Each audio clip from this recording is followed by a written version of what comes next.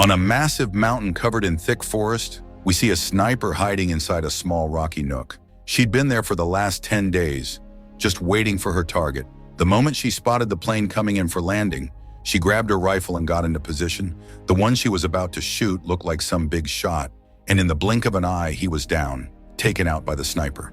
Meanwhile, we see a retired Marine whose life had completely gone off track. Every night he was haunted by nightmares.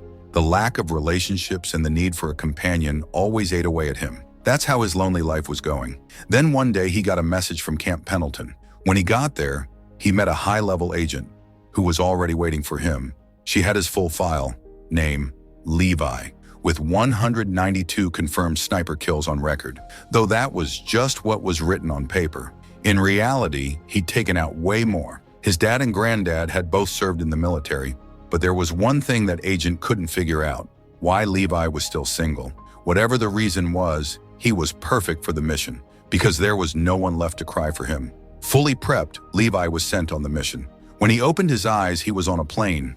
The next moment, a female agent came up to him, and without saying much, took his biometrics, phone, watch, ID, everything. She said, "In 3 minutes, we'll be near the no-flying zone, and that's when you'll have to jump." Her job was only to get him that far. After jumping, Levi had to walk nearly 38 kilometers north on foot. Only then he'd reach his real destination. Levi asked about the place, but the agent wasn't allowed to share anything. "You'll find out once you're down there." Saying this, she walked away. After the jump, Levi found only a map and a compass in his bag, and with that, he headed out toward the destination. The paths were tough and twisted, but Levi didn't stop. Around 4 a.m. the next morning, he finally reached the spot. Maybe this was his target. That's when a Marine commando showed up. Name was Drake. In his entire one-year term, this was the first time Drake had seen another human. Levi asked him, "What is this place? And what's our mission?" But Drake didn't have any clear answers either. He took Levi to the West Tower observation post, where Levi was now assigned for the next full year. The place was completely self-sufficient. Solar power system, generator backup, crops to eat, and wild animals to hunt. Drake's shift officially ended at midnight tonight, and Levi was taking over. Directly across from them was the East Tower, but any contact with it was strictly forbidden. Though earlier that morning, there was some movement spotted there. Maybe a guard change was happening on that side too. Between the two towers was a deep valley, the Gorge. That was what they were tasked to watch over. The edges of the valley were lined with autoguns and landmines. Every morning they had to do maintenance, reload empty guns and check on the clockers. All the supplies for that were kept in the armory. Levi had never heard the term clockers before. Drake explained, "Clockers are basically satellite transmitters, placed every kilometer around the gorge. Their job is to keep this whole area invisible to satellites. There was no way to contact the outside world from here. They were only allowed to do a radio check on the 30th of each month. Yeah, there was a panic button on the shortwave radio, but that was for emergency use only." Levi still didn't get what was so important in this valley that needed this much protection. Drake answered by tossing a grenade off in the distance. As soon as it blew up, strange, creepy sounds started rising from the gorge. Something not human. Drake added one more thing. "If for some reason all the clockers failed at once, which isn't possible, because each one has its own power source, but if that happened, the Stratic protocol would auto-activate. In that case, the tower sirens would go off, and Levi would have to get as far away from the gorge as possible, fast." That wasn't all. The history of this place was terrifying too. Near the end of World War II, around 2,400 soldiers were sent to clear out the gorge, but not a single one ever came back. Since then, the place had been kept secret. Their mission was to protect and preserve that secrecy. You could say the gorge was the gate to hell, and now Levi was its guard. Drake had learned all of this from the previous watchman, and now he was passing it on to Levi. The next morning, Drake said goodbye to Levi and headed out to return home. It was going to take him a while just to reach the no-fly zone, but what he didn't know was, to keep the gorge secret, he was about to be killed. All of it was happening on the orders of that same high-level agent Levi had met on day one, which made one thing clear: every watchman of the gorge was taken out as soon as their service ended. And this tradition had been going on since 1940. Back at the tower, Levi was now fully locked into his work. After checking the clockers, mines, machine guns, and all the other security systems, he radioed in for the scheduled check. The reply came back. "Next radio check will be in 30 days. With nothing else left to do, he picked up some books to kill time. That's when he noticed some writing behind the bookshelf. Turned out they were markings left behind by guards who'd been posted here over the years. Like this one from Captain Jack, dated 1947. Only those who risk going too far can possibly find out how far they can go.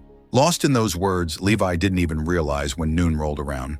It was lunchtime. He stepped outside to prep his meal, and that's when the sound of chainsaws came from the East Tower. He grabbed his binoculars, and what he saw was shocking. The woman doing the maintenance over at the East Tower was the same deadly sniper we saw at the beginning of the story. Levi's life was already quiet and dull, but that female sniper seemed even more messed up than him. It was 3 a.m., and she was still awake, like some kind of owl forced to stay up all night. Turns out she'd killed hundreds of people too, and because of that weight, she could never sleep peacefully. She was Lithuanian but worked for Russia, which meant one more truth just came out. The East Tower was Russian, and the West Tower was American. But the shocking part was, ever since 1940, none of the presidents, leaders, or top officials from either side knew anything about the Gorge. Basically, both countries' secret agencies were running this mission together, in total secrecy. Her father had passed away just a week ago, and her mother had died when she was a kid. So in the end, she had no one either. And just like Levi, she was all alone. Days went by, and October came to an end. It was November 5th, her birthday. She was by herself, but still tried to celebrate a little. Put up a few decorations and hummed to herself. That's when she noticed something at the West Tower. Levi was writing something. Maybe he was into poetry. She watched him quietly for a bit, then suddenly got a playful itch. Just to get his attention, she fired a shot in the air. That's how the two of them started talking. And honestly, who cared about rules or protocols now? Her name was Drasa. After some laughs and messing around, they both came clean about who they were. Expert snipers, and they started showing off their skills. A couple shots were fired when movement was spotted below the towers. Something dangerous was sneaking out of the gorge. Levi reacted fast and opened fire. Seconds later, the mine started going off, and Drasa joined in from the East Tower. The whole place echoed with gunfire and explosions. These were the Hollow Men, the same freakish creatures Drake had warned about. Twisted, terrifying things, crawling out of the gorge in the thousands. But as soon as the autoguns kicked in, the whole game flipped. Their speed, power, numbers didn't matter anymore. The turrets started mowing them down one after another. Entire waves got wiped out, but it was clear this was just the beginning. Suddenly, a massive blast went off. A chunk of shrapnel flew and hit Drasa straight in the chest. She was badly wounded. And in that chaos, a few Hollow Men made it all the way to her tower. Levi didn't waste a second. He switched fire from the West Tower to cover her side. The sound of bullets and blasts shook the entire valley. In the end, the Hollow Men's breakout failed. They couldn't breach the gorge. That birthday of Drasa's might have just been the most dangerous, but the most unforgettable day of her life. Next morning, same routine. Maintenance work. Levi was busy handling his duties when he spotted a drone. It was clear, and someone was still keeping an eye on them. Time kept moving. 3 months had passed. It was now December. Over those 3 months, Levi and Drasa often had little arguments and back and forth. Drasa would sometimes wonder, isn't there any way to cross this gorge? No bridge that can bring two hearts closer? How long will this distance last? And how long will this waiting go on? One day, half-jokingly, Drasa invited Levi over for dinner. Levi had been waiting for something like that anyway. Next morning, after finishing his shift, he started figuring out how to reach the other tower. They already had cables and other gear, so it wasn't too hard. He anchored one end into the rock and fired the other across to the East Tower using a rocket launcher. The rope made it across easily, and Drasa handled the rest from her side. With some effort and caution, Levi finally made it over, sliding along the rope to the East Tower. Seeing Drasa that close, it was a whole different experience for him. Her eyes, way more beautiful than he'd imagined. Then came the cooking. During dinner, they shared stories from their past. Some pain, some laughs, and then that quiet moment where silence slowly started turning into something more. After dinner, Levi got ready to head back to his tower, but he had no idea this might be his last day. Some Hollow Men were once again trying to break out of the gorge. Their movement triggered the mines, and a massive blast went off. The rope snapped. Levi started falling fast toward the valley, but at the last second he pulled his parachute As he struggled to balance himself in the air, Drasa, bringing her own way to escape the gorge, jumped in right after him. The gorge below was covered in thick fog. Drasa made it down with her parachute, but dropped straight into fast-moving water. On top of that, the chute cord got snagged on a rock. She started to choke, panic kicking in. She somehow managed to cut the rope, but the current was too strong. She slammed into a rock, her bag flew off, and one important tool slipped out and got carried away. As she kept getting pulled by the current, she grabbed onto a branch and managed to pull herself out. On the other side, Levi had landed on a tree and passed out. A nasty-looking bug was crawling on that same tree, inching toward him. As it got close to his face, Levi's eyes snapped open, and he unloaded his pistol on it. Hearing the shots, Drasa rushed toward him. But even after taking bullets, the bug was still alive. That's when Levi unhooked himself from the parachute and crashed down through the branches. He hit hard and didn't get a chance to recover. The tree's roots started wrapping around him. This wasn't just any tree, it was carnivorous. Just in time, Drasa reached him, and with her help, Levi made it out alive. One thing was clear now. This place was way more dangerous than they thought. They had to get out as fast as possible. Luckily, Drasa had brought an auto-ascender, a device that could lift people or gear upward like an elevator. They planned to reach the eastern wall of the gorge, since that was where the longest rope line was. That's when some strange riders showed up, half human-looking, but their skin was wooden, cracked, and hard. Their horses weren't normal either, and without any warning, they charged. Levi and Drasa grabbed their weapons and a brutal fight broke out. Even with guns, it wasn't easy. After a tough battle, they managed to take down all the enemies, except one who escaped. They knew they couldn't waste any more time, but then they realized the auto-ascender had fallen out of Drasa's bag, which meant they were stuck down there. Levi checked the bodies of those strange riders, and what he found was shocking. They were wearing old American military uniforms, the kind used in the 1940s, which meant these could be the same soldiers who were sent into the gorge after the war, the ones who never came back. But the real question was, how were they still alive? Whatever the truth was, they couldn't stop now. The view inside the gorge was horrifying. Skeletons of soldiers wrapped in tree roots, thick fog everywhere. It felt like they'd stepped into another world. Step by step, they made it to what looked like an old army camp. That's when blood-curdling screams of the hollow men echoed around them, and the two ran and hid inside an old church. The scene inside was even worse. Skeletons scattered all over the place. Some of them had killed themselves using poison. Maybe whatever they saw here, they figured dying was the better option. The ones who tried to survive, their skulls had now turned into terrifying spiders. And then, hundreds of those spiders came crawling right at them. Meanwhile, the sound of gunfire drew more hollow men into the church. But these ones were stronger. Bullets weren't doing much. Fighting was pointless now. Running was their only shot.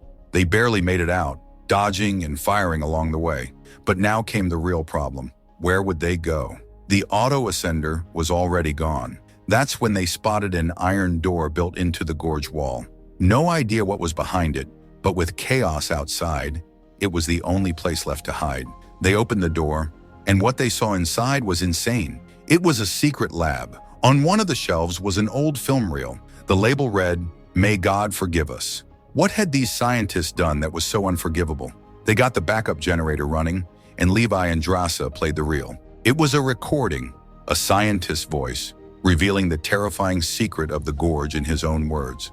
This goes back to 1946, towards the final years of World War II, when American scientist Robert Oppenheimer and the Los Alamos community invented the atomic bomb. The Soviet Union, Russia, wanted to do something similar. Even though the US and the Soviets fought together against Germany, Italy, and Japan, after the war, the two superpowers turned against each other. Out here, they were secretly working on something even deadlier than nukes, bioweapons. But then a massive earthquake hit, causing a leak of dangerous chemicals. The entire gorge area got filled with toxic contamination. Since then, the zone's been quarantined and heavily monitored, just to make sure no infected creature escapes. This biochemical mess totally changed the valley's ecosystem. The humans, animals, bugs, and plants, everything's DNA has gotten all mixed up. Now hybrid creatures are being born, ones with human-level brains and animal-level rage. Infection symptoms show up within 5 days, and after that, a person basically stops being a person. Even after knowing all this, one thing still bugged Drasa. If this place is so dangerous, why hasn't it been nuked yet? She got her answer when Levi found a high-tech computer system. Definitely not from the 1940s. This tech looked like something from around the early 2000s. As soon as the computer booted up, the name of a secret company popped up. Dark Lake. This company's still running secret experiments in the area. Their drones are collecting hybrid DNA samples to use them in making super soldiers. That's why the zone's still alive. Levi also found another file in the system, STRAG protocol. Drake had mentioned it earlier. If that thing gets triggered, run for your life. Turns out, STRAG was an emergency protocol, built to nuke this whole area if needed. Its reactor can wipe out everything in a 4-kilometer radius. Now that everything was out in the open, they started getting ready to head out. But that's when they realized Drasa's bag was missing. The bag with the mags, weapons, and key gear. Someone had left it out in the open field. It could have been a trap, so they tossed a smoke grenade and moved in to grab it. But right then, Drasa got caught in a snare. A terrifying, horse-like creature dragged her off. Drasa fought like hell to break free, but took a nasty hit to the head and blacked out. Levi chased after them, but the creature vanished in seconds. When Drasa came to, she was being tortured. But the second she saw a chance, she launched straight at that freak. Right then, Levi showed up, and nothing stood a chance against his bullets. All of this was happening inside a silo. Old missiles were still there, damaged during the earthquake. There was only one way out, and it was just as creepy and dangerous. Somehow, they made it out and spotted an old warehouse up ahead. Inside, there was an old military jeep with a powerful winch attached. Levi instantly knew it could be used like an auto-ascender. Next thing, they fired up the jeep and made their way toward the east tower. They found the same rope Levi had set up before, and just as he was hooking it to the pulley, the Hollow Men showed up. Drasa didn't let them get close. She kept firing nonstop while Levi started driving the jeep upward. Things looked good until the Hollow Men started climbing the walls using ropes too. In seconds, a few of them jumped onto the jeep. Both pulled out their sword and axe and went full force. But those things didn't back down. While fighting, Drasa got an idea. She quickly punched a hole in the fuel tank and lit the rope on fire. It worked. The chasing freaks went up in flames. Even after making it out of the gorge, the danger wasn't over. If either of them got infected, symptoms would show up within 5 days. And if it came to it, they might have to take each other out. Next morning, Levi went back to the West Tower. Today was radio check day. This time, the same high-level intel officer was on the line, the one who had assigned him the mission. She said someone had accessed the computer system inside the gorge, and since there were only 2 people in there, it had to be one of them. "Was it you?" she asked. Levi flat out denied it, which meant, according to intel, it had to be the Russian sniper, Drasa. That also meant Levi now had to take her out, because no one else could find out about this mission to turn the US Army into the most powerful force on the planet. Levi went silent, but saying no wasn't really an option. What he didn't know was they were planning to eliminate him too. Now the only way out, for both, was to burn it all down. Levi and Drasa started rigging each cloaker device with explosives.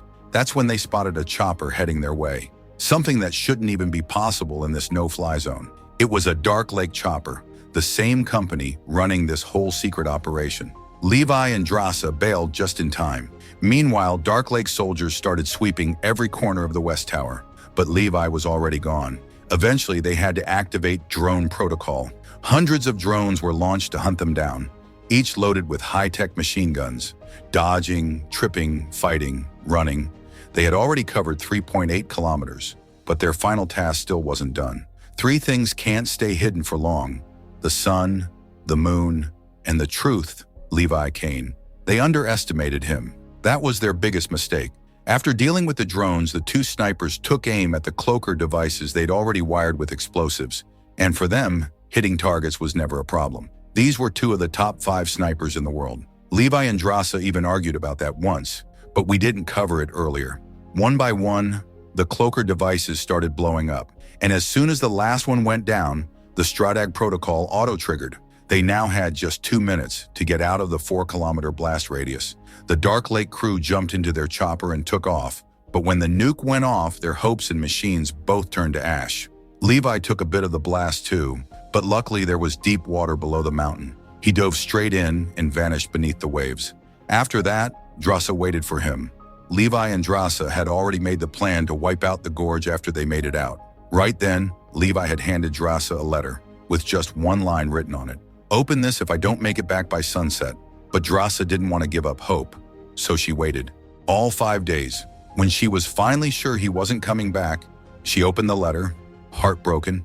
Inside was a note Levi had written, "If I never make it back, don't think I lost. I'll still be there, in those corners of your memory, where we once dreamed of building a home." Drasa's eyes welled up. Levi and Drasa had planned to build that home on a beautiful cliffside spot in Italy, far from missions, guns, or war. A few months later, we see Drasa in that very place, now the proud owner of a peaceful resort, finally living the dreams they once talked about. That's when someone shows up, totally unexpected. Levi. Turns out he was badly injured in the blast, and it took him months to recover. But he wasn't going to leave that promise unfinished. After all that searching, he finally made it home.